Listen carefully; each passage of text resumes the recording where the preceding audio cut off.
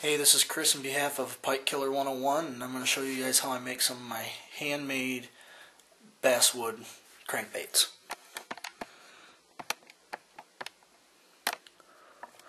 Like I just said a minute ago, I use basswood for the simple fact that it's easy carving, it doesn't chip real easily, and it's got great buoyancy.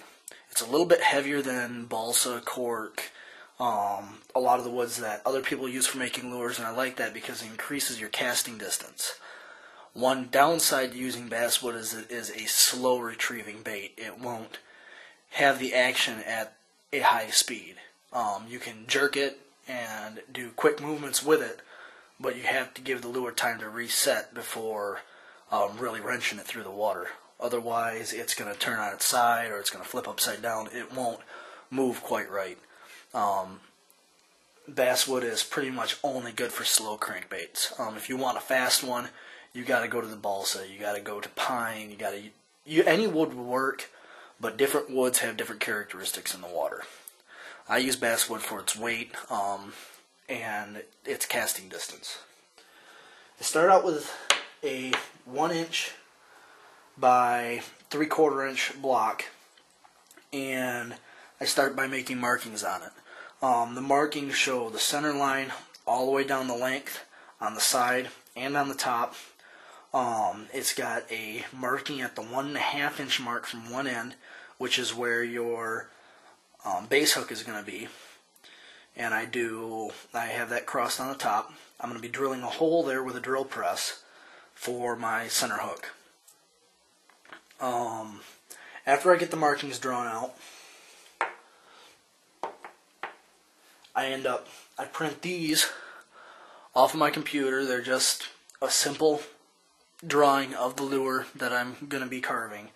It has a lateral line on it that shows exactly where the middle of the piece of wood has to be on the lure. Because of the way I do it, it's all a single wire system on the inside to hold the hook set and everything. I have to use a miter box, which you can see here in the background, to cut the full length down from the top to the very middle of the block, and that allows me to be able to set that wire in there. I drill the hole so that way I can loop the wire out the bottom and have my center hook set and have it all one piece of wire. That adds strength, durability, and using wire it actually adds flexibility, which we'll talk about in a little bit. Once I get the markings on there, I start by carving out the basic square shape.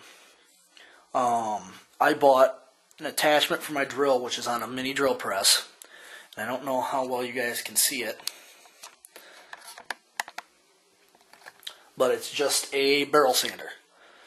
And when I turn on the drill, I can just set this right down onto the platform and run it right along the side and cut out right along my diagram that I put on the piece of wood. Once I get that cut out, I actually have another one I don't have any printed off to show you right now that goes on the top. That allows me to get the vertical image. You got the side here, you got the vertical image. I have the cut from the miter box and the hole drilled through the center at 1.5 inches for the center hook. At this point, I would use that same barrel sander and I would sand out these edges to kind of round it out, and then I would actually hand sand it with just regular medium grade sandpaper. It's all you need with basswood because it's actually a really easy wood to sand, and you're just going to sand this until it rounds out.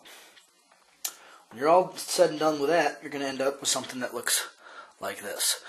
The lure body, after it's all sanded and everything else, this one I'm not using. If you can't see, I accidentally stepped on it and broke it. If it got knocked off my table, I used glue to put it back together. But after it's rounded and sanded, I sand it with a medium grade, then I sand it with a fine grade to get a nice smooth finish on the wood. That really comes in handy when it comes down to the painting time. Next, I have the same sticker idea. I print out lip shapes. Now these lips I just stick right to a piece of plexiglass, and I use the same barrel sander to cut it out.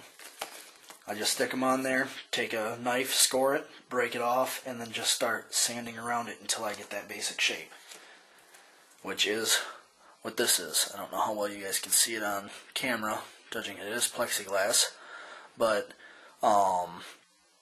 you just carve it out to shape and then work on it until it fits snugly into the lure body. That gives you your clear lip, and that's what gives you your action on your lure as it moves through the water.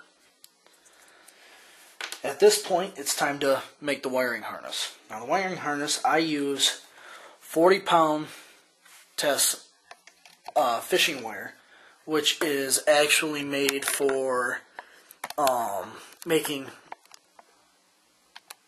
leaders for like pike fishing, walleye fishing, anything like that, anything with sharp teeth. Well, this is 40-pound test, and this is actually what I use to make my wiring harness.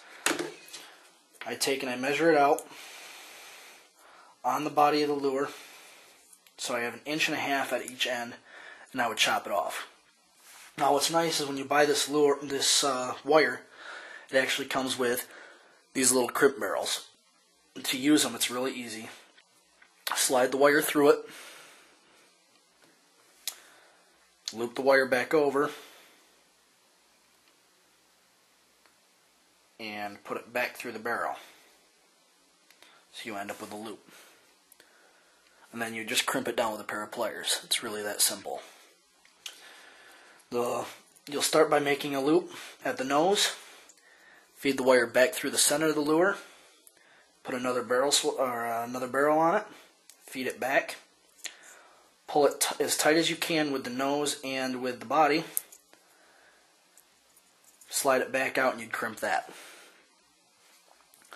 And then you take that tail of the wire, bring it down to the back end of the lure, make another loop, crimp it, and there's your lure set, your wire set. I do that because it adds a lot of strength and everything else to the lure. You don't have to worry about a screw getting pulled out of the wood. You don't have to worry about the glue breaking that's holding the screw in, the wood cracking around the screw and pulling out. It's all one piece. If your lure breaks, the wire won't, and you won't lose the fish.